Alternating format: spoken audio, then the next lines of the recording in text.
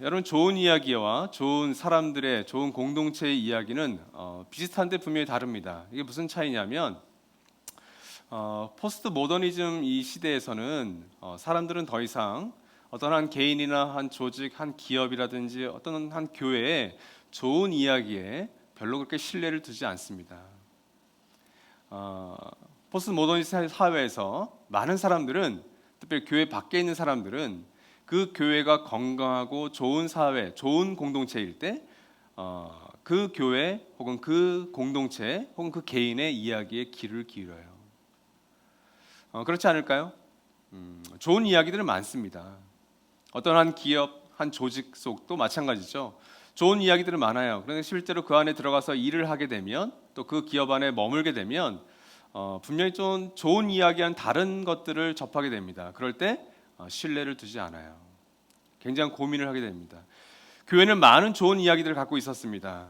그런데 이 교회가 건강을 잃고 좋은 교회가 아니게 될 때는 그 많은 미담들과 좋은 이야기들에 사람들은 귀 기울이지 않아요. 코로나19 상황 속에서 사실 우리는 이 교회 민낯을, 속살을 여실히 보게 됩니다. 그렇죠? 이럴 때 우리가 사실은 이 디모데전서의 말씀을 통해서 교회가 하나님의 가족 공동체로서 어떻게 세상 밖에서의 책망과 평판에 대해서 귀를 기울여야 되는지를 계속 살펴보고 있는데, 마틴 루터 킹 목사님은 교회에 대해서 이렇게 얘기했던 적이 있었어요.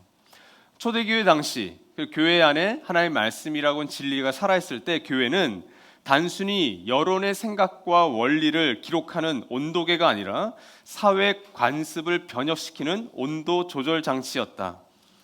그러니까 교회가 온도계가 아니라, 그러니까 이 사회가 어느 정도인지, 이 세상이 어떤 수준으로 더러워지고 타락했는지를 보여주는 온도계가 아니라, 그 사회가 온도가 너무 높으면 낮춰주는, 온도가 너무 낮아지면 높여주는 온도 조절 장치의 기능을 했었다라고 이야기하고 있는 거죠. 저는 교회에 대한 여러 정의 가운데 가장 좋은 정의 가운데 하나가 아닌가 싶습니다. 마치 개인이나 회사나 교회가 그들이 이야기하는, 주장하는 좋은 이야기에 사람들이 귀 기울이지 않고, 그 교회와 조직과 개인이 정말 성품과 인품과 어떤 추구하는 가치가, 철학이 정말 좋을 때에만 그 이야기에 귀를 기울이는 것과 비슷하다고 볼 수 있겠죠. 하나님의 가족 공동체에서 우리 나도 꿈꾸는 교회와 우리 한국 교회가 앞으로 나아가야 될 길과 방향이 저는 여기에 있다고 생각합니다. 오늘 마지막 순서로 하나님의 가족 공동체로서의 교회가 나아가야 할 그 방향, 두 가지 흐름에서 오늘 말씀을 함께 좀 살펴보려 합니다. 우리 디모데전서 6장 11절에서 16절, 그리고 17절에서 19절까지는 부자들에 관한 말씀이 중간에 들어가 있죠. 그것은 지난주에 살펴봤고, 그리고 마지막 인사 부분인 20절과 21절까지 우리 같이 한번 살펴보도록 하겠습니다. 우리 강의안을 보면서 혹은 스크린을 보시면서 같이 읽습니다. 시작. 하나님의 사람이여, 그대는 이 악한 것들을 피하십시오. 의와 경건과 믿음과 사랑과 인내와 온유를 쫓으십시오. 믿음의 선한 싸움을 싸우십시오. 영생을 얻으십시오. 하나님께서는 영생을 얻게 하시려고 그대를 부르셨고, 또 그는 많은 증인들 앞에서 훌륭하게 신앙을 고백하였습니다. 나는 만물에게 생명을 주시는 하나님 앞과 본디오 빌라도에게 훌륭하게 증언하신 그리스도 예수 앞에서 그대에게 명령합니다. 그대는 우리 주 예수 그리스도께서 나타나실 때까지 그 계명을 지켜서 흠도 없고 책망받을 것도 없는 사람이 되십시오. 정한 때가 오면 하나님께서 주님의 나타나심을 보여주실 것입니다. 하나님은 찬양받으실 분이시요 오직 한 분이신 통치자이시요 만왕의 왕이시요 만주의 주이십니다. 오직 그분만이 죽지 않으시고 사람이 가까이 할 수 없는 빛 속에 계시고 사람으로서는 본 일이 없고 또 볼 수도 없는 분이십니다. 그분에게 존귀와 영원한 주권이 있기를 빕니다. 아멘. 디모데여, 그대에게 맡긴 것을 잘 지키십시오. 속된 잡담을 피하고 거짓 지식의 반대 이론을 물리치십시오. 이 반대 이론을 내세우다가 믿음을 잃은 사람도 덜어 있습니다. 은혜가 여러분과 함께 있기를 바랍니다. 바울은 디모데에게 너는 하나님의 사람으로서 이 세상을 살아가라고 이야기하고 있어요. 특별히 11절에서 12절 전반절에는 4가지 명령을 우리에게 하고 있습니다. 특별히 디모데전서는 굉장히 개인적인 서신입니다. 그래서 디모데를 가리켜 나의 사랑하는 아들이라고 하는 칭호를 쓰죠. 그리고 포도주 좀 적게 써라, 건강을 위해서 신경 써라, 그러면서 굉장히 개인적인 서신입니다. 디모데전서 1장 2절에서도 사랑하는 나의 아들이라고 디모데를 호칭합니다. 그런데 오늘 이 디모데전서의 마지막 부분에서 특별히 디모데를 갖기에 호칭을 바꾸어 버립니다. 하나님의 사람 디모데 이렇게 표현하는 거예요. 새 번역보다는 개역개정 성경이 더 번역을 잘했습니다. 오직 너 하나님의 사람아, 정확한 헬라어 번역이에요. 오직 너 하나님의 사람아 하면서 네 가지 명령을 그에게 부탁하고 있는 겁니다. 하나님의 사람이라는 표현은 구약 성경에 많이 등장해요. 여러분 잘 아시는 모세, 사무엘, 다윗 여러 선지자가 하나님의 사람으로 불렸습니다. 근데 신약 성경에 하나님의 사람은 바로 오늘 말씀과 바로 이 디모데후서 3장 17절에만 등장해요. 그러니까 자주 쓰여지는 용어가 아니에요. 그러니까 바울이 어떤 의도한 바가 있어서 이 하나님의 사람이라는 단어를 사용한 겁니다. 디모데후서 3장 17절에는 이 하나님의 사람은 어떤 사람인지를 우리에게 알려주고 있어요. 같이 한번 읽겠습니다. 시작. 성경은 하나님의 사람을 유능하게 하고 그에게 온갖 선한 일을 할 수 있게 하는 것입니다. 그러니까 성경은 하나님의 사람을 유능하게 하고, 근데 그 다음에 이 하나님의 사람은 어떤 사람이냐? 모든 종류의 착한 일을 행하는 사람이 하나님의 사람이라는 거예요. 그러니까 여러분 에베소서 2장에 있는 말씀도 우리가 이전에 살펴봤지만 하나님께서 우리를 하나님의 작품으로서 교회 공동체를 세워주신 이유는 선한 일을 하기 위해서, 발전하기 위해서, 그렇죠?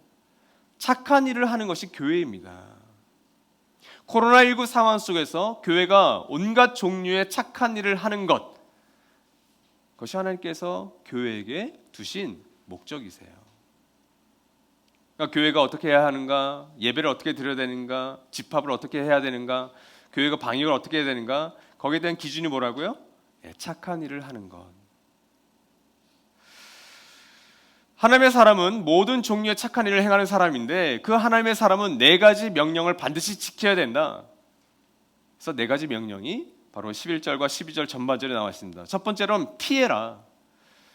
바울은 디모데에게 이 악한 것들은 다 피해라 이렇게 되어 있습니다. 이 악한 것들은 1차적으로는 부와 관련된 탐욕을 비롯하겠죠. 그리고 그리스도를 닮는 참된 경건에 이르게 하지 못하는 모든 디모데 전후서에 나오는, 디도서에 나오는 목회적인 가르침들, 참된 가르침들 이야기하겠죠.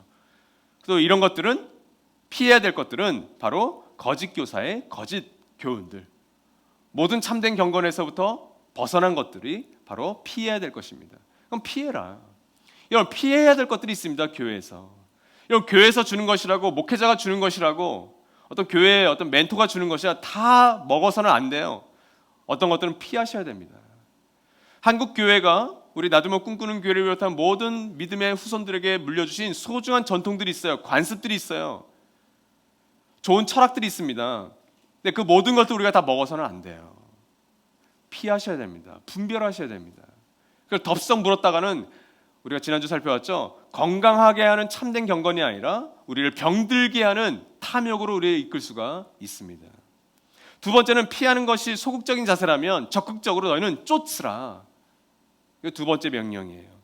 그러면서 둘씩 쌍을 이루어서 세계적으로 우리에게 알려줍니다. 첫 번째는 의와 경건, 그리고 두 번째는 믿음과 사랑, 세 번째는 인내와 온유입니다. 하나님과의 바른 관계를 통해서 참된 경건에 이르게 함, 이것을 너희가 힘써 지켜라. 디모데전서의 핵심 가운데 하나죠. 참된 경건에 이르게 하는 것, 하나님과의 바른 관계를 통해서 이루어집니다. 두 번째 조는 믿음과 사랑이에요. 목회 서신에서, 바울 서신에서 믿음과 사랑은 항상 같이 갑니다. 굉장히 의미가 있죠. 여러분 바른 믿음이라는 것은 항상 바른 행함으로 나아갑니다. 그 바른 행함의 결정체가 뭐예요? 사랑이에요. 이웃 사랑입니다. 예전에 주님의 교회를 담임하셨던 이재철 목사님께서 그 좋은 비유를 들었죠. 우리 크리스토스라고 하는 X자가 있죠, 헬라어에. 이 X자의 이 윗변이 하나님의 사랑이라면 이 아랫변은 이웃 사랑이라고 얘기했어요. 근데 그분이 진단했던 한국 교회의 120년은 뭐냐면 윗변이 되는 하나님의 사랑은 너무 넓고 커요. 근데 이 아랫변이 되는 이웃 사랑은 너무 좁다라는 거죠. 그래서 건전한 X표가 되지 않는다. 그것이 한국의 크리스찬의 모습이다, 교회의 모습이다라고 진단했어요. 근데 여러분 그것은 맞습니다. 그간 한국 교회는 하나님에 대한 사랑에 대해서는 강조를 많이 했어요. 11조 열심히 해야 된다. 주일 성수 열심히 해야 된다. 신앙생활 열심히 해야 된다. 교회 안에만 모이겠습니다. 그래서 예배는 생명 걸어야 된다는 것을 여러분 교회 생활 오래 하신 분들은 어렸을 때부터 들었을 거예요. 예배는 목숨보다 더 중요하다. 그것이 오늘날 코로나19 상황에서 여러 교회들이 또 성도들이 지키고 있는 비대면이 아닌 대면 예배의 중요성을 그래서 주장하시는 거예요. 왜? 그렇게 배웠어요. 근데 여러분 그 아랫변인 이웃사랑에 대해서는 굉장히 못 배웠습니다. 아니 한국 교회는 많은 좋은 일들을 했어요. 왼손이 모르게 다 좋은 일들을 많이 해왔어요. 그러니까 지혜롭지 않게 한 겁니다. 이 코로나19 상황 속에서 우리는 이 이웃사랑에 대해서 좀 고민을 하셔야 돼요. 바른 믿음은 바른 사랑을 가져오게 되어 있습니다. 그래서 바울은 항상 믿음과 사랑을 같이 둬요. 마지막으로는 인내와 온유는 항상 이 두 가지는 비슷합니다. 오래 참음과 비슷한 건데 견딤인데 이것은 고난과 항상 연결된 인내와 온유예요. 크리스찬으로 산다라는 것은 예수 그리스도의 제자로 산다라는 것은 교회로 살아간다는 것은 항상 고난과 결부되어 있습니다. 애매한 고난을 받을 때 우리는 인내합니다. 그리고 우리는 온유합니다. 여러분 교회 생활을 하다 보면 부딪힐 수 있죠. 어떤 인간관계에서 갈등이 올 수 있죠. 시기와 미움과 질투가 우리를 이렇게 덮을 수 있습니다. 그래서 여러분 이 명령을 지키십시오. 인내하십시오. 그리고 온유하십시오. 예수 그리스도의 본을 따르십시오.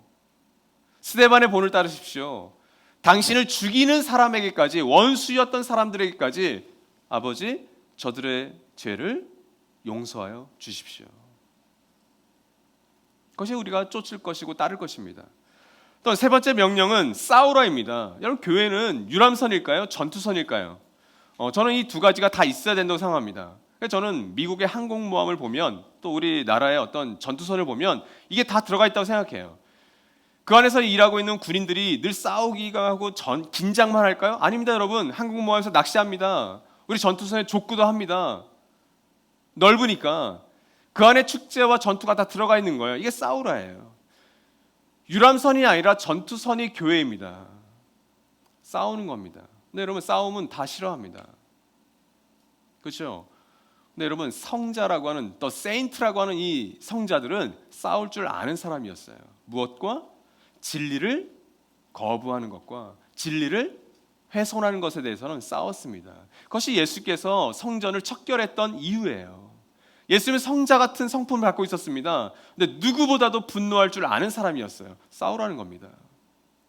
한국 교회가 예를 들어 거짓 교사들에 의해서 여러 가지 안 좋은 것들에 의해서 비난을 받고 하나님의 이름이 먹칠당한다면 여러분 우리는 거기에 대해서 의연히 일어나셔야 됩니다. 싸우셔야 됩니다. 한국 교회가 그런 모습만은 아니라고 싸우셔야 돼요.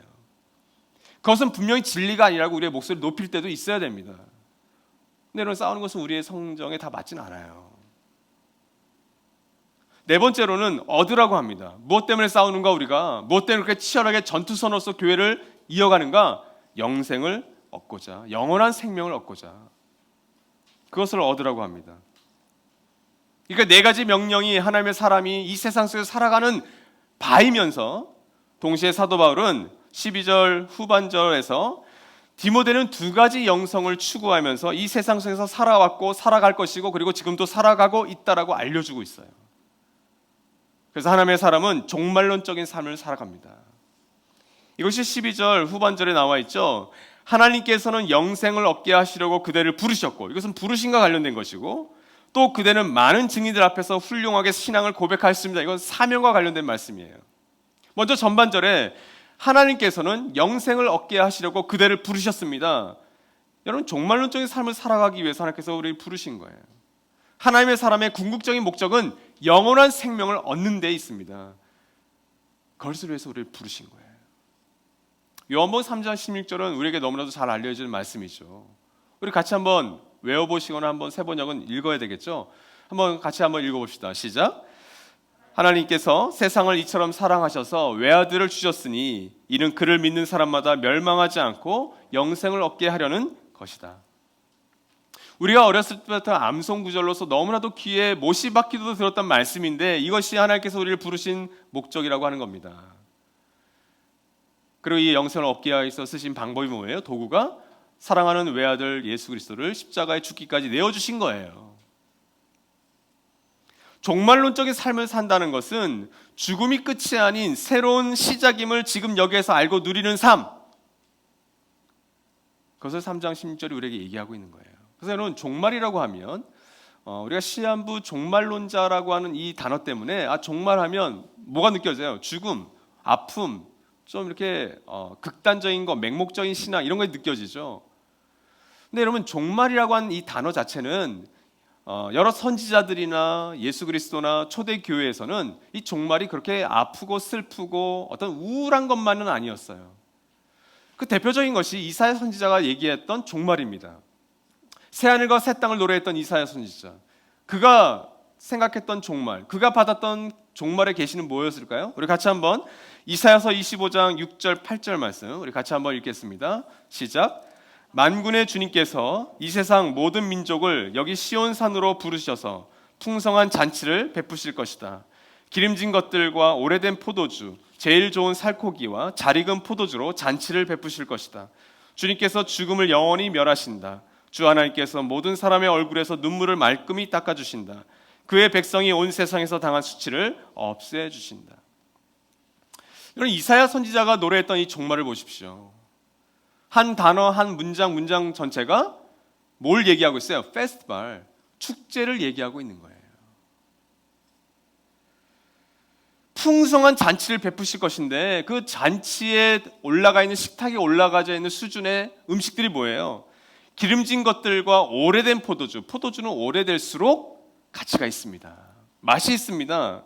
제일 좋은 살코기와 잘 익은 포도주로 잔치를 베푸실 것이다. 주님께서는 죽음을 영원히 멸하실 것이다. 우리가 잘 알고 있는 유명한 말씀, 모든 눈물을 말끔히 닦아주실 것이다. 그리고 그의 백성이 이 세상에서 하나님의 사람으로서 살다가 당했던 모든 수치를 하나님께서 없애주실 것이다. 여러분, 이게 종말이라고요. 하나님의 사람에게 종말은 지금 여기에서 즐기고 있는 이 축제가 장차 완성될 하나님 나라에서의 축제로 이때는 연결되는 것이라고, 연장선이라고 이해하고 있는 거예요. 죽어서 가는 천국이 아닌 지금 이 땅에서 하나님 나라를 사는 것이 종말론적인 삶입니다. 그러니까 여러분, 이 종말론적인 삶을 우리가 어느 순간 깊이 생각하면 우리에게 어떤 흥분을 가져오는 것이 정상적인 거예요. 당장의 어떤 사랑하는 사람들과의 이별은 슬프죠. 꿈꾸는 하늘 가족들이 누군가를 병으로, 사고로 잃어버린다는 것은 아픔이죠, 슬픔이죠. 우리 그분들과 함께 눈물 흘리며 아쉬워하셔야 됩니다. 그 인간적인 당연한 마음이에요. 왜 슬프지 않겠어요? 당연히 울어야죠. 야, 슬픈 날 아니야. 천국 가는 환송식이니까 즐거운 노래만 불러. 이건 좀 과하다고 생각합니다. 그건 인간의 자연적인 감정을 없애버리는 거예요. 이건 북한이에요. 그럼 그 너머 뒤에 있는 이면도 보셔야 됩니다. 자연스러운 슬픔이 지난 후에는 그 영광스러운 하나님 나라에서의 축제를 우리는 격려하고 위로하고 함께 노래할 수 있어야 돼요. 세 번째는 공동체적인 삶을 살아갈 것을 12절 마지막 후반절에 얘기하고 있습니다. 또 그대는 많은 증인들 앞에서 훌륭하게 신앙을 고백하였습니다. 영생, 즉 종말론적인 삶이 디모데의 부르심과 관련이 있다면 디모데의 사명 무엇입니까? 이 땅에서 공동체적인 삶을 살아가는 거예요. 누구 앞에서? 많은 사람들 앞에서. 그들이 증인이라는 거예요. 교회는 이미 임한 하나님 나라를 받아들인 사람들의 공동체입니다. 예수를 내가 개인적으로 믿고 교회 안에 들어와 보니 누가 있는 거예요? 나와 함께 구원을 누리는 나의 가족들이 있는 거예요. 오늘 기도에서 나왔듯이 형제 자매가 있는 겁니다.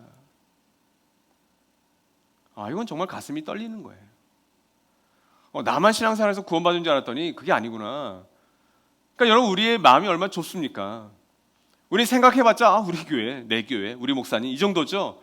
아니 여러분, 전 세계에 우리의 피부색과 이념과 너무나 다양한 사람들이 하나님 나라에서 우리가 만날 거라니까요. 그곳에서 함께 우리는 춤추며 축제로 하나님의 종말을 맞이할 겁니다. 완성된 종말을 우리는 누리게 될 거예요. 그것이 공동체입니다. 그래서 여러분, 교회는 하나님의 가족 공동체가 맞아요. 혈육으로 이어진 가족도 우리는 한계가 있죠. 어떻게 유쾌한 부모님만 우리가 만나요? 유쾌한 형제 자매만 만나요? 그 형제 관계의 의와 부모의 관계의 의가, 자녀의 관계의 의가 깨어진 우리 하늘 가족들은 분명히 계십니다. 다 좋을 수가 없다고요. 근데 혈육이 아닌 형제 자매가 나의 새로운 가족이라고, 그럼 불가능한 일에 우리는 도전하는 거예요. 근데 하나님께서 그 교회를, 그 불가능한 교회를, 공동체를 세우셨어요. 그것을 믿으면서 가는 게 교회입니다. 에베소서 2장 19절이 그러므로 이제부터 여러분은 외국 사람이나 나그네가 아니요 성도들과 함께 시민이며 하나님의 가족입니다. 하나님의 가족이에요. 많은 증인은 디모데가 사역을 시작했을 때, 혹은 우리가 이전에 살펴봤잖아요. 디모데에게 장로들이 안수했고 사도 바울도 안수했던 이 디모데의 세례식, 혹은 디모데가 사역을 본격 시작했을 때 받았던 안수식에 참여했던 사람들을 의미한다, 이렇게 얘기를 합니다. 근데 여러분, 이거죠. 디모데가 고린도 교회에서도 사역을 했고 에베소 교회에서도 사역을 했어요. 곳곳에서 사역을 했을 때 그와 함께 공동체를 이루었던 성도들과 역시 동료 사역자들이 뭐예요? 증인들이었어요. 내 말로, 내 입으로 말하는 믿음의 고백이, 그것이 좋은 이야기가 아니라 디모데를 둘러싸고 있는 수많은 사람들이 디모데의 삶과 그의 가르침은 정말 하나님 나라의 원리대로 살고 있구나, 가르치고 있구나, 증인이 되었단 말이에요. 그게 공동체입니다. 우리 가정교회와 청년부 안에서 1년, 2년, 5년, 10년 살아가는 게 뭐냐면 바로 그 증인들 한 사람 한 사람들이 나의 증인이 되는 거예요. 가정교회에서 목자님들이 우리 언약가족, 하늘가족들의 증인이 되는 겁니다. 가정교회 모든 식구들이 목자들의 증인이 되는 거예요. 그럴 때 하나님 나라의 복음이 힘이 있는 거죠. 가정교회에서 1년 살다 보니까 이거 아니네, 뛰쳐나가요. 3년 살다 이게 뛰쳐나가요. 뭐예요? 내 증인을 없애버리는 거예요. 그게 하나님의 가족 공동체입니다. 그런 공동체적인 삶을 디모데는 살고 있었던 거예요. 근데 여러분, 우리에겐 또 다른 증인이 있다는 것을 히브리서 12장 1절을 통해서 보게 됩니다. 히브리서 11장은 믿음의 장이죠. 믿음의 사람들이 수없이 등장하잖아요. 12장 1절에 이렇게 결론을 내려요. 같이 한번 읽겠습니다. 시작. 그러므로 이렇게 구름대와 같이 수많은 증인이 우리를 둘러싸고 있으니 우리도 갖가지 무거운 짐과 얼매는 죄를 벗어버리고 우리 앞에 놓인 다름질을 참으면서 달려갑시다. 여기서도 인내와 온유가 나오죠. 우리 앞에 놓여진 다름질을 참고 달려갑시다. 근데 그 앞에 구름대와 같은 수많은 증인들이 우리를 둘러싸고 있으니, 구약에 등장했던 수많은 하나님의 사람을 지금 등장시키고 있는 거예요. 여러분, 놔두면 꿈꾸는 교회 하늘 가족들만 우리의 증인이 아니라 예수 그리스도 십자가와 부활 사건 이후 2000년 동안에 우리가 알지 못하는 수많은 증인들이 있고요. 구약에 등장했던, 거기는 이름만 등장한 거지 무명의 수많은 사람들이 훨씬 더 많을 거란 말이죠. 그들도 우리의 증인이자 우리의 공동체라는 것을 얘기하고 있는 거예요. 그러니까 이 공동체를 떼어놓고 교회 생활을 한다? 그것은 불가능합니다. 그래서 여러분, 공동체 생활을 하시다 보면 불편하시죠? 때는 원망이 가고 때는 서운하시죠? 그게 당연해요. 그게 공동체이고 그게 교회 생활입니다.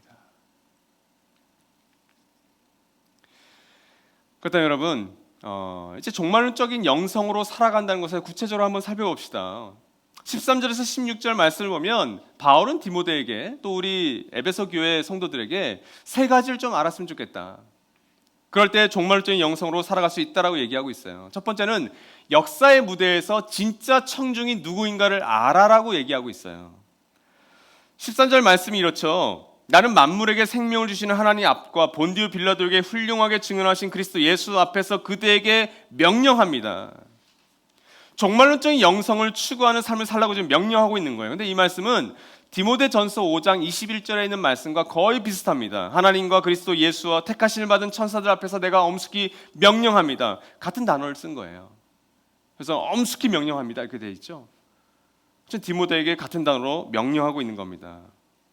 근데 여러분, 지금 뭘 얘기하는 거예요? 바울에게 있어서 하나님과 예수 그리스도는 유일한 청중이었어요. 이런 바울이 누구의 여론에 신경을 썼을까요? 누구의 시선에 늘 신경 썼을까요? 하나님과 주 예수 그리스도의 시선을 늘 신경 썼습니다. 이 두 분이 그의 청중이었어요. 이 두 분 앞에서 나는 엄숙히 너에게 명령합니다. 이렇게 얘기하는 거죠. 그리고 하나님과 예수 그리스도를 부연 설명하는 것이 소개돼요. 그렇죠? 하나님은 어떤 분이세요? 만물에게 생명을 주시는 분이십니다. 모든 피조물과 피조세계에 생명을 주실 뿐만이 아니라 그 생명을 보호하시고 유지하시는 분이에요. 이런 코로나19는 뭔가요? 저주인가요? 심판인가요? 아마 시간이 좀 지나면 그것에 대해서 우리가 해석할 수 있을 거예요. 여러분, 하나님은 생명을 주시고 보호하고 유지하시는 분이세요.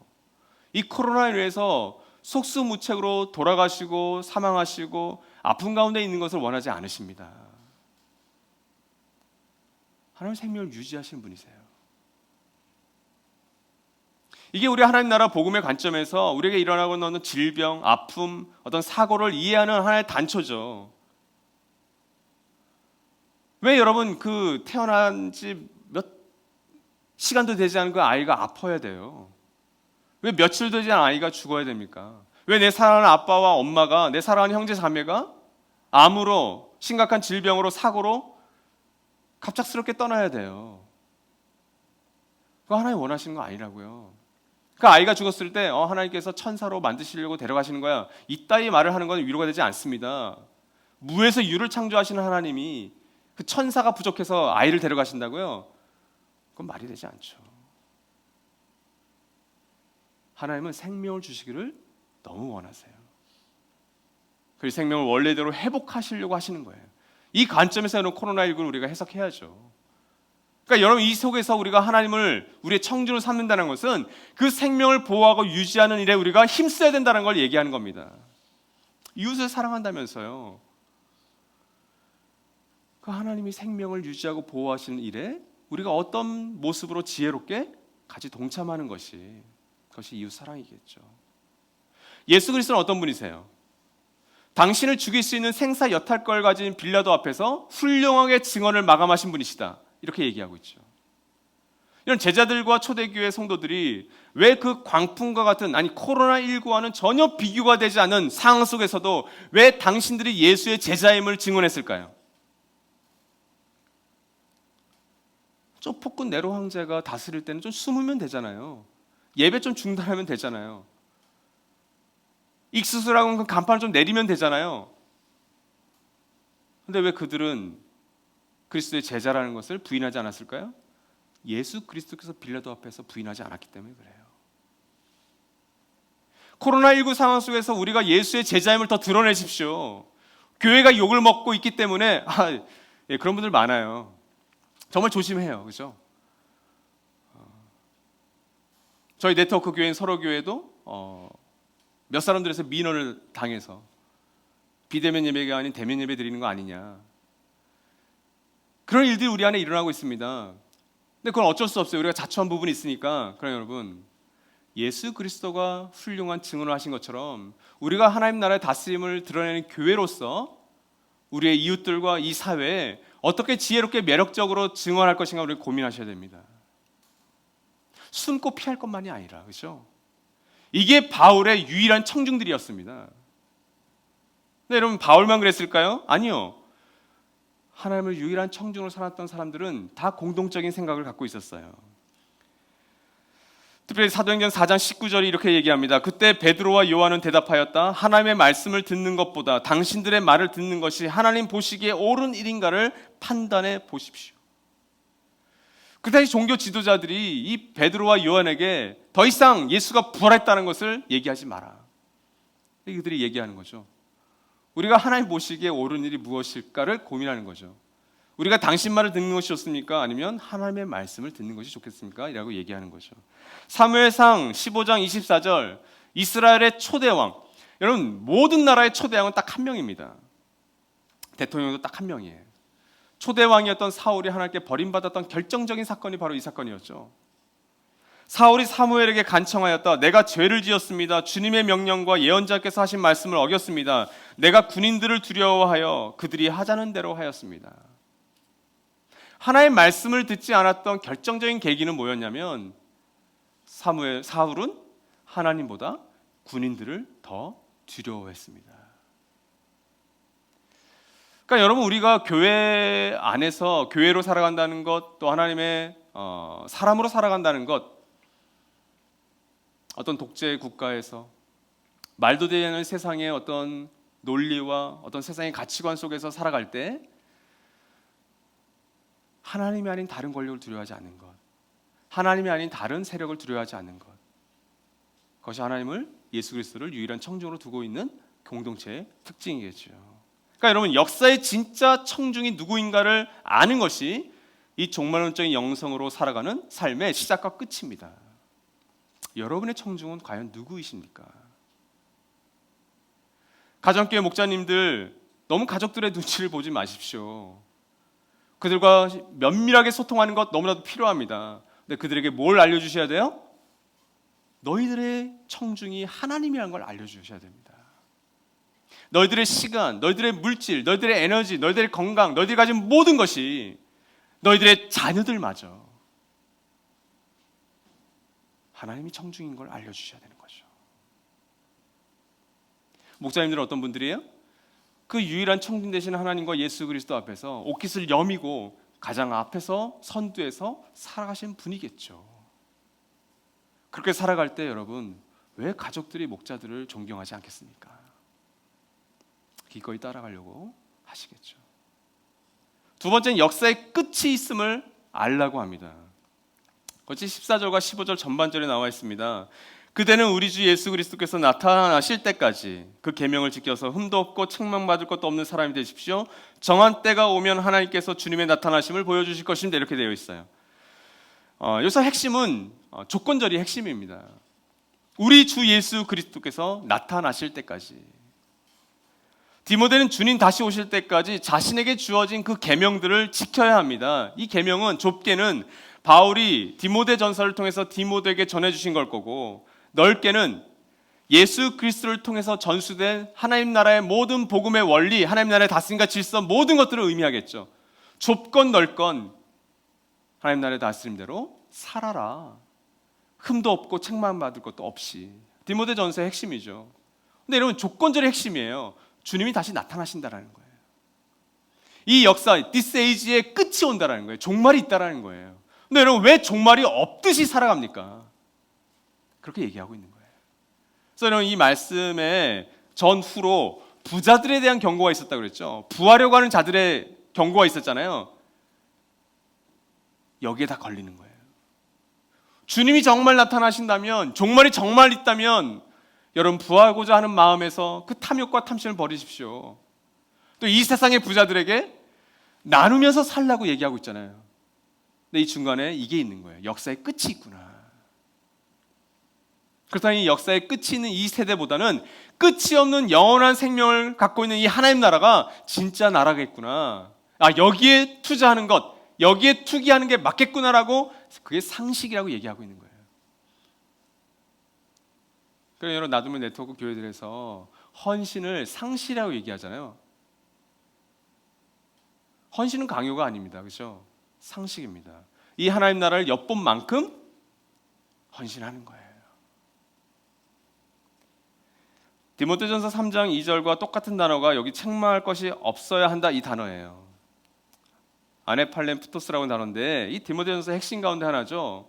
교회 안이 아닌 교회 밖에서의 평판, 교회 밖에서의 책망받지 않는 모습, 감독과 과부의 자질과 기준에도 동일하게 해당되는 것이 지금 여기서도 쓰여지고 있는 거예요. 그래서 이게 번역하는 것이 조금 두 가지가 가능해요. 흠도 없고 책망할 것이 없는 디모데를 꾸밀 수도 있고, 흠도 없고 책망할 것이 없는 계명을 꾸밀 수도 있어서 번역이 다양할 수 있습니다. 근데 새 번역은 앞을 꾸몄죠. 책망할 것도 없고 흠도 없는 사람이 되십시오. 이런 에베소 교회는 당시 에베소 사람들에게 책망받을 일과 평판을 떨어뜨리는 행동을 했습니다. 특별히 재물, 부와 관련되어서 책망을 받았습니다.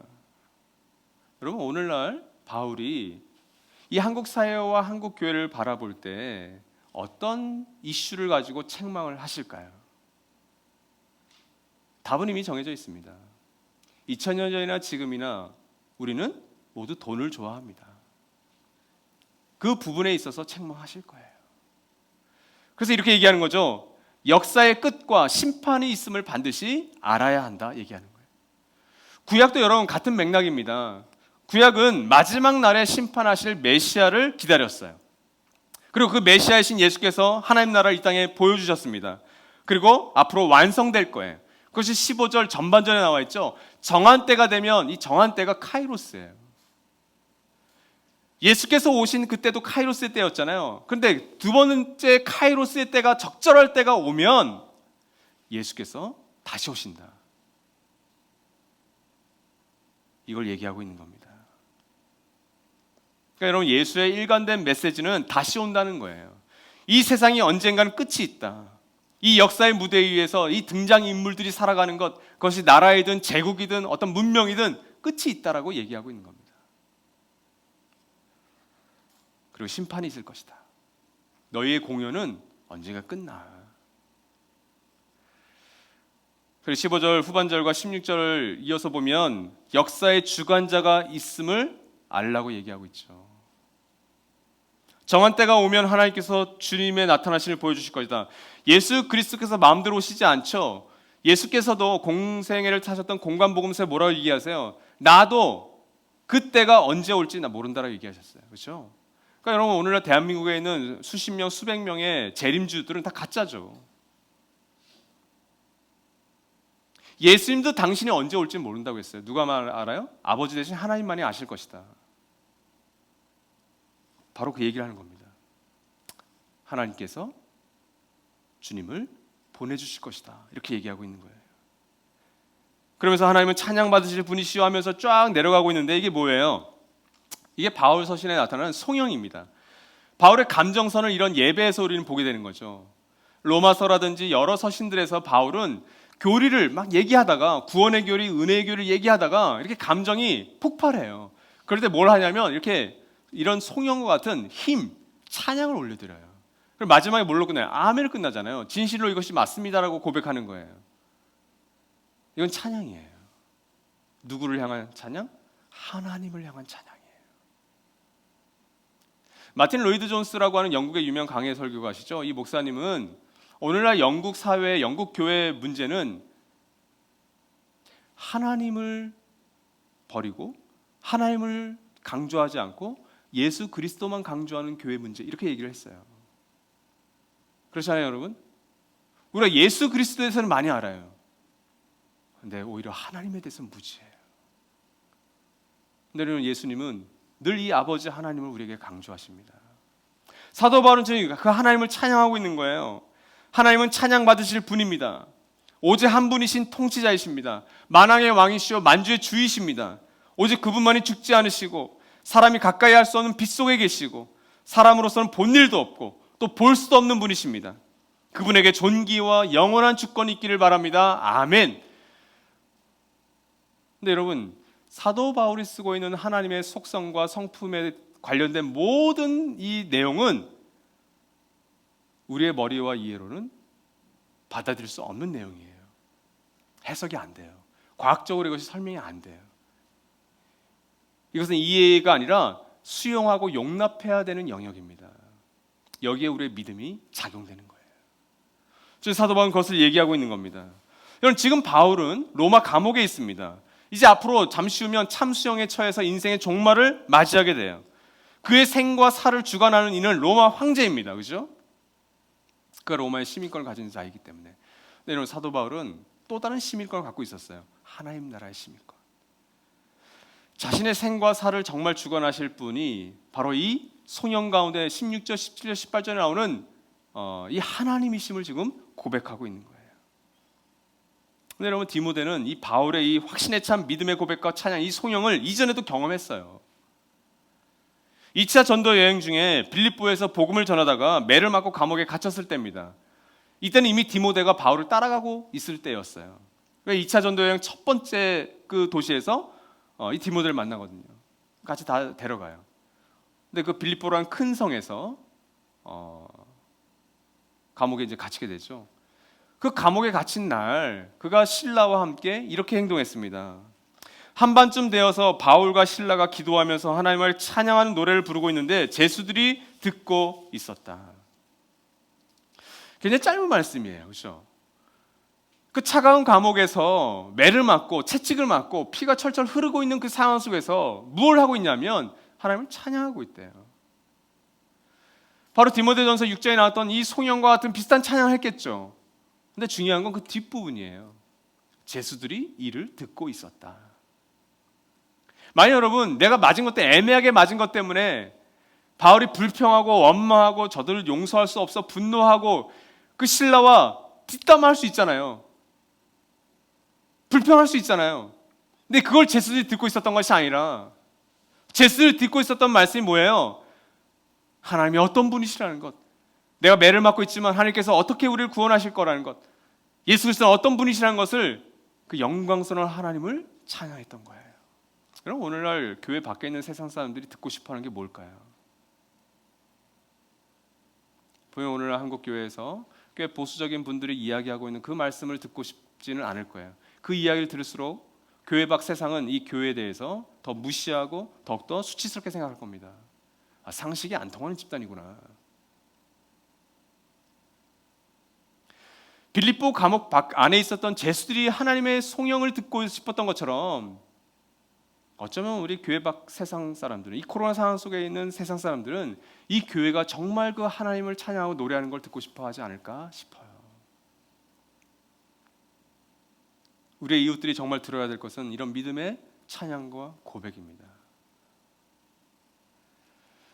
이것이 종말론적인 삶을, 영성을 추구하면서 살아가는 사람들의 세 가지 알아야 될 점이라면 바울은 디모데에게 마지막 인사 부분인 20절과 21절을 통해서 공동체적 영성으로 살아가야 되는 세 가지를 우리에게 알려주고 있어요. 20절 전반절에서는 디모데여 그대에게 맡긴 것을 잘 지키십시오 이렇게 되어 있습니다. 근데 이전에 17절, 18절, 19절이 이 세상의 부자들에게 얘기한 거잖아요. 그래서 우리 지난주 살펴봤지만 그 부자들이 뭐예요? 그 부자들은 세상의 것을 쌓아요. 그래서 부자가 되는 거예요. 돈을 쌓아야만 부자가 됩니다. 근데 여기서 바울이 디모데에 얘기하는 것은 약간 비교하고 있는 거예요. 여기서 맡긴 것이라고 하는 이 단어는 정확한 뜻은 축적하다라는 뜻입니다. 바울이 디모데에게 너가 축적한 그것을 잘 지켜라, 잘 보수해라, 잘 보호해라 이렇게 얘기하고 있는 거예요. 여러분, 앞서 이 세상의 부자들이 돈을 축적한 거라면 디모데에게 맡겨지고 디모데에게 축적된 것은 뭐예요? 네, 하나님 나라의 복음, 예수 그리스도와 사도들로 말미암아서 디모데에게 전해진 수많은 교훈들, 참된 경건에 대한 교리들이겠죠. 하나님 나라의 복음이겠죠. 그것을 잘 지켜라. 이게 무슨 의미일까요? 네, 하나님 나라 복음에 천착해라. 하나님 나라 복음이 얼마나 영광스러운 것인지, 하나님 나라의 복음으로 이 세상을 얼마나 잘 살아갈 수 있는지를 그 일에 천착하라고 얘기하고 있는 거예요. 그래서 디모데전서 4장 13절 15절을 이렇게 얘기하는 거죠. 같이 한번 읽어봅시다. 내가 시작. 내가 갈 때까지 성경을 읽는 일과 권면하는 일과 가르치는 일에 전념하십시오. 이 일들을 명심하고 힘써 행하십시오. 그리하여 그대가 발전할 모습을 모든 사람에게 나타나게 하십시오. 여러분, 교회에 오래 다니면 다닐수록 성장과 성숙에 대해서, 예수 그리스도를 내가 닮아가고자 하는 것에 대해서 마음이 다 있습니다. 난 10년, 20년, 30년 예수를 믿었는데 왜 이렇게 발전을 안 하지? 나는 왜 신앙이 이 모양이지? 이렇게 고민하는 분들이 많을 거예요. 그렇죠? 근데 여러분, 바울이 디모데에 얘기하고 있는 바가 뭐예요? 너가 정말 발전한 모습을 나타내기 위해서는 뭘 먼저 하라는 거예요? 성경을 읽는 일과 권면하는 일과 가르치는 일에 전념해라. 그리고 이 일들을 명심하고 힘써 행하라. 그래도 발전할까 말까예요. 하나님 나라의 시각으로 여러분 성경을 읽으십시오. 그리고 그 읽을 말씀을 힘써 행하는 것이 하나님 나라 복음에 천착하는 거예요. 거짓 교사의 다른 복음에 여러분 힘써 천착하는 것이 아니라, 그것에 안위하는 것이 아니라, 내 마음을 좀 만족시키는 것이 아니라 하나님 나라 복음에 천착하는 것. 그리고 하나님 나라의 복음이 무엇인지를 더 연구하는 것, 그 관점으로 창세기에서 요한계시록까지 성경을 읽어내려가는 것, 내가 좋아하는 말씀을 붙들고 살아가는 신앙에서 탈피하여서 하나님 나라의 총체적인 그 복음 아래에서 내가 다시 말씀을 접하는 것, 그것을 나의 삶에서 한번 살아보는 것, 그것이 천착하는 것입니다. 그럴 때 여러분, 바울은 디모데에게 그 복음을 잘 보수해라.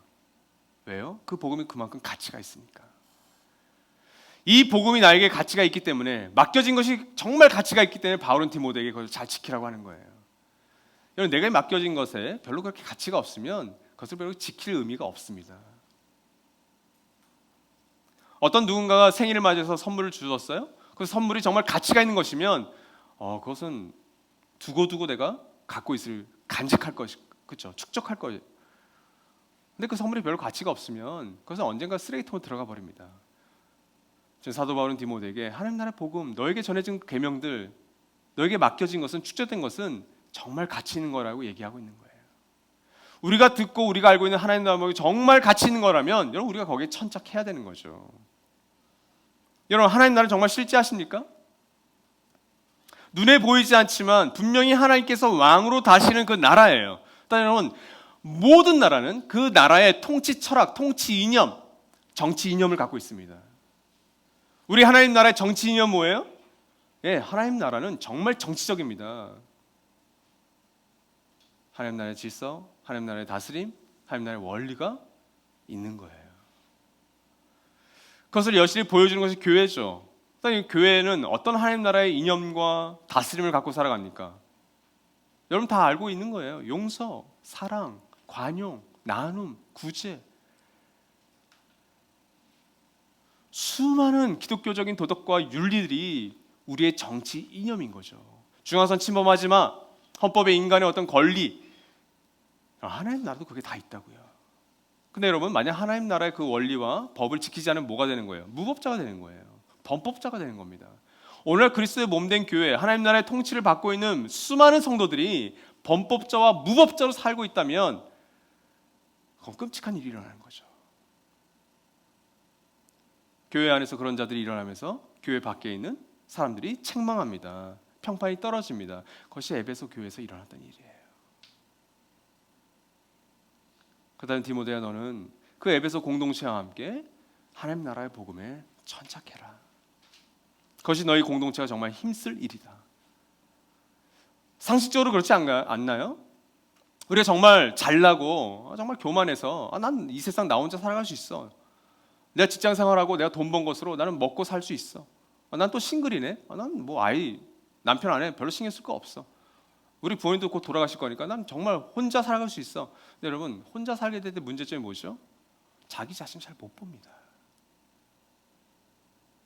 그러니까 언젠가는 분명히 외로울 날이 와요. 그러니까 이런 신앙생활을 공동체로 같이 한다는 것은 그건 상식이죠. 창세기에서 요한계시록을 우리가 아무리 읽어도 홀로 신앙은 알려주지 않아요. 더불어 함께 신앙을 우리에게 알려주고 있는 겁니다. 그러니까 여러분, 이런 지켜야 될 하나님 나라의 법들을 우리가 지키면서 그 하나님 나라의 복음에 더 천착하는 삶을 살아가는 거죠. 두 번째는 교회 안 거짓 교훈을 피하는 겁니다. 그것이 20절 후반절과 21절에 잘 나와 있죠.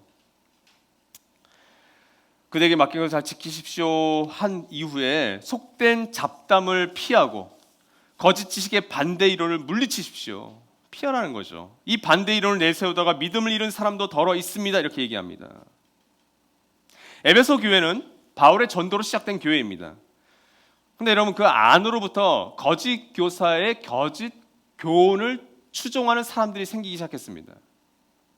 그래서 교회가 사실은 어려움을 겪죠.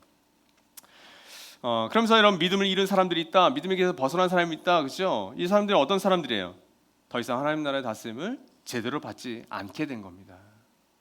세상으로부터 책망을 받았고 교회의 평판을 잃어버리기 시작했습니다. 근데 여러분, 크리스찬이라고 하는 이름, 기독교인이라고 하는 이름은 안디옥 교회에서 처음 불리우기 시작했습니다. 근데 교회 안에서 우리는 그리스도를 따르는 사람이니까 크리스토스 이렇게 하죠, 이게 아니라 교회 밖 사람들이 좋은 평판을 갖고 있었기 때문에 그렇게 지어준 거예요. 그러니까 여러분 2000년 이후에 예수 그리스도께서 오늘 한국교회와 세계의 여러 교회 크리스찬들이 기독교가 아니라 개독교라고 하는 소리를 듣는 것 자체가 예수께는 심한 모독을 드리는 거죠. 안디교회가 가지고 초대교회가 갖고 있었던 그 좋은 크리스찬의 이름을 우리 때에 이르러서 정말 불명예스러운 이름으로 우리가 바꾸어 놓아버린 거죠. 교회 안에 있었던 거짓 교훈을 우리가 어느새 따르고 있기 때문에 그런 일이 일어난 겁니다. 특별히 이에 대해서 고린도전서 4장 16절과 17절 말씀, 바울이 고린도 교회에게 하신 이 말씀이 의미심장한 말씀으로 우리에게 전해져 옵니다. 같이 한번 읽어봅시다. 그러므로 시작. 그러므로 나는 여러분에게 권합니다. 여러분은 나를 본받는 사람이 되십시오. 이 일 때문에 나는 디모데를 여러분에게 보냈습니다. 그는 주님 안에서 얻은 나의 사랑하는 신실한 아들입니다. 그는 그리스도 예수 안에서 행하는 나의 생활 방식을 여러분에게 되새겨 줄 것입니다. 어디에서나 모든 교회에서 내가 가르치는 그대로 말입니다. 에베소 교회만 망가진 것이 아니라 고린도 교회도 그 안으로부터 골마 터지는 분쟁과 시기와 질투와 용서하지 않음과 경쟁, 이런 문제들이 생겼습니다. 그 고린도 교회를 향해서 지금 에베소 교회에서 있었던 디모데를 고린도 교회로 잠시 파송을 한 장면이에요. 디모데를 보낸 겁니다. 지금 이 고린도라고 하는 공동체 속으로 뭘 보내신 것 같아요? 코로나19 상황에서 얘기하면 이거예요. 백신을 가진 디모데를 보낸 거예요. 면역 체계가 완성된 디모데를 보낸 거예요. 그래서 디모데의 피를 수혈하는 순간, 이게 과학적으로 맞지는 않지만 일이 낫기 시작하는 거예요. 그걸 지금 고린도 교회에 보내고 있는 거예요. 그래서 바울이 뭐라고 얘기합니까? 이 디모데는 나의 사랑하는 신실한 아들입니다. 그래서 나를 여러분 본받으십시오. 근데 지금 바울은 떨어져 있잖아요. 그러니까 이 디모데, 사랑하는 아들인 디모데를 보면서 본받으래요. 그 뒷구절 중요하죠. 그는 그리스도 예수 안에서 행하는 나의 생활 방식을 여러분에게 되새겨 줄 것입니다. 그러니까 디모데가 가서 가르치고 보여주는 모든 생활 방식이 뭐냐면 그리스도 예수 안에서 행하는 바울의 크리스찬 라이프라는 거예요. 그리고 그 뒤에 어디에서나 모든 교회에서 내가 가르치는 그대로 말입니다. 그러니까 바울은 어떤 교회마다 어떤 자신의 기준과 어떤 자기에게 바뀌는 게 아니라 바울이 사역했던 1차, 2차, 3차 전도의 모든 교회에서 그런 똑같은 크리스찬 라이프를 살았던 거예요. 이게 바울이 거짓 교사의 거짓 교훈을 말미암아 아픔을 당하고 있는 에베소 교회, 고린도 교회, 그 소아시아 모든 교회에 보냈던 바로 가르침이었습니다. 그래서 나를 본받으라고 했던 거예요. 정말 그 교회한 공동체가 따라야 할 참된 교훈을 전하고자 에베소에 있던 디모데를 그래서 고린도 교회에 보낸 겁니다. 그리고 모든 교회에서 그것은 같은 생활 방식이에요. 여러분 2000년 동안 세계사와 교회사는 바로 이 그리스도인이라 크리스찬이라고 하는 이름의 가치와 품격을 높이는 사람들과 떨어뜨리는 교회 안 사람들의 싸움이었어요. 그 갈등이었어요. 세계사적으로 어떻습니까? 뭐 십자군 전쟁이라든지 뭐 노예 문제라든지 하나님을 믿는다라고 하는 교회 공동체 안에서 이런 일들이 자행되었습니다. 한국 사회에서는요. 신차 참배 문제는 지금도 해결되지 않았습니다. 그래서 많은 교회와 많은 교회 지도자들이 독립이 안 될 거라고 생각했기 때문에 일제 일왕에게 충성하는 것이 하나님의 뜻이라고 대부분 다 생각했어요. 성도들이 헌금을 걷어서 구제헌금을 한 것이 아니라 성도들의 헌금을 걷어서 비행기를 사고 군함을 사고 무기를 샀습니다. 왜? 그게 하나님의 뜻이라고 생각했거든요. 일본이 망할 것을 몰랐기 때문에. 교회 이름으로 자행됐던 겁니다. 현대는요. 복음을 왜곡하고 변질한 여러 가지 성공과 번영 신학들이 한국 교회에 광풍처럼 휩쓸었습니다.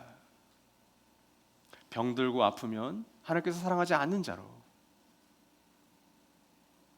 세상적으로 성공하고 실패를 경험하지 않으면 간증해야 되고, 그런 자들이 한국의 강단에 수없이 올랐습니다. 교회 밖에서 일어나는 싸움이 아니에요. 이건 교회 안에서 일어나고 있는 싸움입니다. 나들만 꿈꾸는 교회는 1년에 한 번 그리스도의 5가지 DNA, 하나님 나라 복음의 5가지 핵심 철학을 늘 설교하잖아요. 우리 작년 6월에도 에베소서를 가지고 한 설교가 있으니까 여러분 그 설교를 계속해서 여러분 묵상하십시오. 희미해질 것 같은 개사 다시 한번 들으십시오. 그리스도의 DNA를 가지고 세워진 이 몸된 교회가 무엇을 추구해야 되는지를 우리는 계속해서 강조하셔야 돼요. 앞으로도 그렇게 할 겁니다. 내년에도 역시 그리스도의 DNA 5가지를 우리는 계속 배울 거예요. 똑같지만 다르게, 그렇죠? 여러분, 거짓 교훈을 우리는 공동체적으로 함께 물리치셔야 됩니다. 공동체적인 하나님 나라의 복음의 영성을 우리 계속 추구하는 거죠. 마지막으로 여러분 21절 후반절에서 그냥 짧게 은혜가 여러분과 함께 있기를 빕니다 이렇게 돼 있죠. 하나님의 은혜를 주고받는 거예요. 이것이 공동체적인 영성을 추구하는 삶입니다. 이것은 영어로 단순해요. Grace be with you예요. 그냥 은혜가 여러분과 함께 있기를, 번역본에 따라서 디모데 너와 함께 은혜가 있기를 이렇게 되어 있어요. 여러분 은혜가 뭡니까? 자기 중심적인 죄로부터 우리를 구원해 주신 선물이자 놀라운 하나님의 사랑이죠. 한번 은혜 받고 끝나는 것이 아니라 이 은혜는 계속해서 우리는 은혜를 필요로 해요. 그 은혜를 깨달은 만큼, 받은 만큼 그 은혜를 우리는 흘려보냅니다. 이제 이 짧은 단어 속에 들어가 있는 거예요. 교회는 은혜 공동체예요. 그럼 교회가 은혜를 잃어버리는 순간 교회 세상의 이기적인 집단주의자들과 별 다를 바가 없을 겁니다. 은혜라고 하는 단어가 너무나도 퇴색되어 있고 은혜라고 하는 단어를 우리가 너무나도 자기 중심적으로 쓰기 때문에 사실 그게 문제지. 이 은혜가 무엇인지에 대해서 에베소서 2장 4절 5절이 잘 보여주죠. 같이 한번 읽어볼까요? 그러나 시작. 그러나 하나님은 자비가 넘치는 분이셔서 우리를 사랑하신 그 크신 사랑으로 말미암아 범죄로 죽은 우리를 그리스도와 함께 살려주셨습니다. 여러분은 은혜로 구원을 얻었습니다. 여러분 공동체의 영성은 이 은혜에서 시작합니다. 하나님은 자비가 넘치는 분이셔서 우리를 사랑하신 그 크신 사랑으로 말미암아. 그래서 그 크신 사랑은 정관사가 붙어있는 사랑이잖아요. 그렇다면 예수 그리스도의 십자가의 사랑이에요. 자기의 외아들을 죽기까지 주신 사랑이란 말이죠. 그 사랑으로 말미암아 범죄로 죽은 우리를 그리스도와 함께 살려주셨다. 여러분은 은혜로 구원을 받았습니다. 이렇게 얘기하고 있는 거예요. 무슨 말이냐면 나도만 꿈꾸는 교회 안에 우리가 좀 불편한 사람들이 생길 수 있죠. 나와는 정말 기호와 어떤 취미와 내가 같이 살아가는 아내와 남편하고도 부딪히는 게 많은데 내 배 아파서 낳은 아이들과도 내가 갈등이 있는데 나를 낳아주신 부모님과 갈등이 있는데 왜 그런 갈등이 없겠어요? 있죠. 여러분 이거예요. 내가 싫어하고 미워하고 그 사람도 은혜로 말미암아 구원을 얻은 사람이라는 거예요.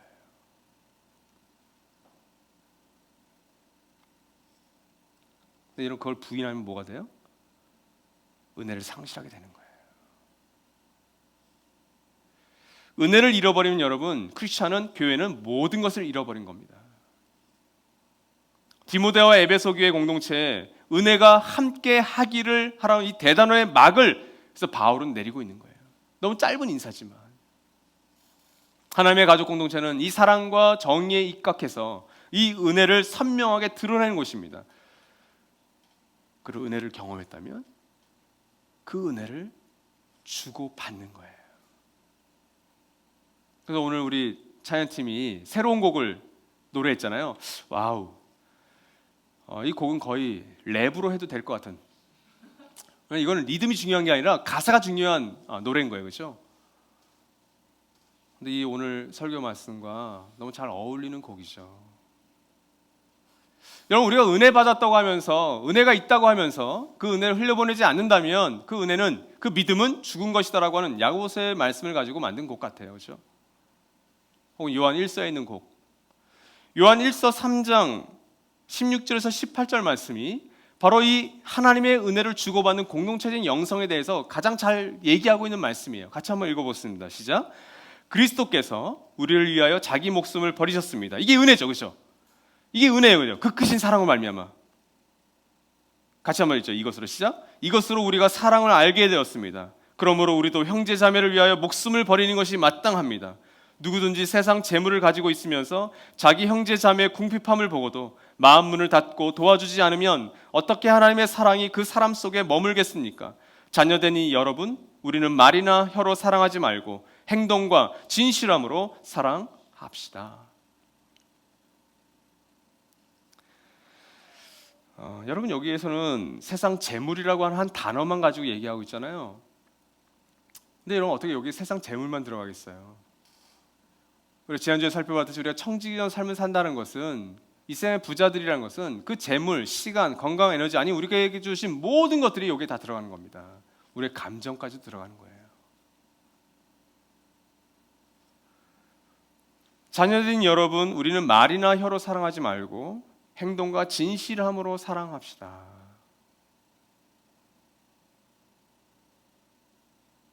여러분, 예수께서 주님의 기도를 가르쳐 주시면서 우리 한국 사람들은 주기도문은 100번, 1000번 다 외워요. 근데 주님의 기도의 다음 구절은 잘 외우지 않습니다.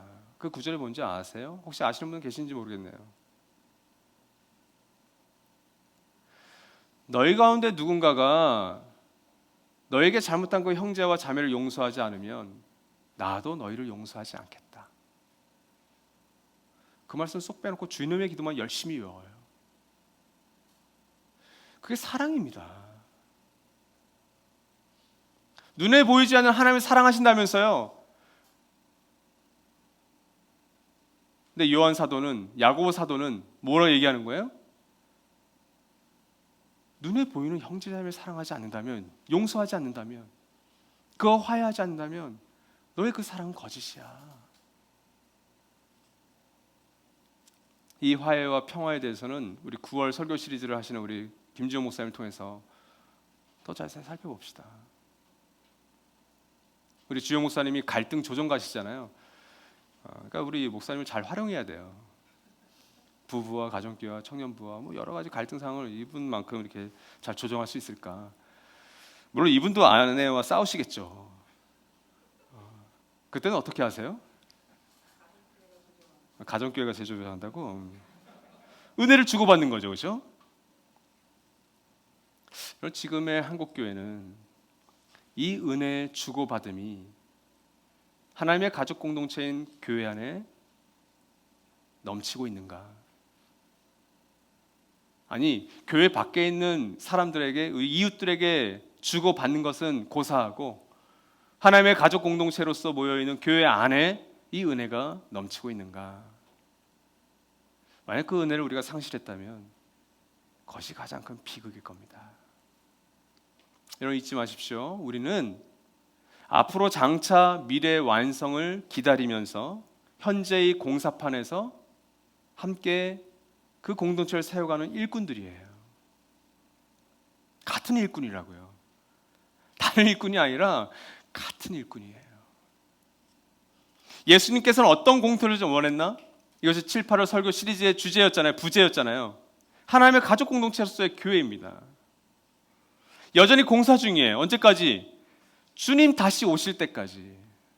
내 기분이 좀 나빠서, 내 감정이 좀 상해서 가정교회, 청년부, 이 공동체에 뛰쳐나가는 그때까지가 아니라 주님 다시 오실 때까지. 공사장은 여러분 도처의 위험 요소가 질비합니다. 그렇죠? 삐쭉삐쭉 삐져나온 못과 어떤 자재들이 있어요. 잘못한 내 옷이 찢겨져요. 팔에 상처를 입어요. 발에 심각한 부상을 입을 수 있습니다. 그 위험 요소들이 질비해요. 그렇다면 여러분 공사장을 그만두실 거예요? 공사를 그냥 멈출까요? 더 흉물스럽지. 하나님께 약속하셨어요. 주님 다시 나타나실 때까지, 그리고 나타나시면 완성될 것이다. 그게 여러분 소망이에요. 그러니까 여러분이 교회에 등록되어 있는 거, 하늘가족이 등록되어 있는 수준이 아니라 주님 다시 나타나실까지 완성될 그 하나님 나라의 가족 공동체에 우리가 지금 이 땅에서 훈련하고 실험하고 그걸 씨름하면서 가는 거라고요. 그리스도의 몸된 이 교회는 하나님께서 친히 여러 일꾼들을 통해서 완성해 갈 겁니다. 그 꿈을 꾸시는 거예요. 나에게 맞는 교회, 나에게 맞는 이 정도의 수준이 아니라 하나님께서는 그 교회를 세우고자 이 역사의 주관자가 되셔서 이 나도 뭐 꿈꾸는 교회를 2020년 이 성남시청 옆에 세워두신 거예요. 이 교회도 언젠가 흥망성쇠를 어쩔 수 없는 인간의 연약함과 지도자들과 성도들 때문에 흥망성쇠를 경험할 겁니다. 그러나 우주적인 교회, 유니버설 처치로서의 이 교회는, 꿈꾸는 교회는 하나님께서 세워가실 거예요. 그럼 그 영광스러운 꿈을 우리가 잠시라도 엿볼 수 있다면 그 그리스도의 몸된 작은 지체 한 사람 한 사람을 우리는 상처 주기 어려울 거예요. 이 시간 우리 1분간 오늘 주어진 이 디모데전서 마지막 말씀을 들었습니다. 우리 1분간 우리 각자에게 하시는 말씀과 우리 가정교회와 청년부 공동체에게 하시는 말씀을 다시 한번 좀 묵상합시다. 묵상합니다.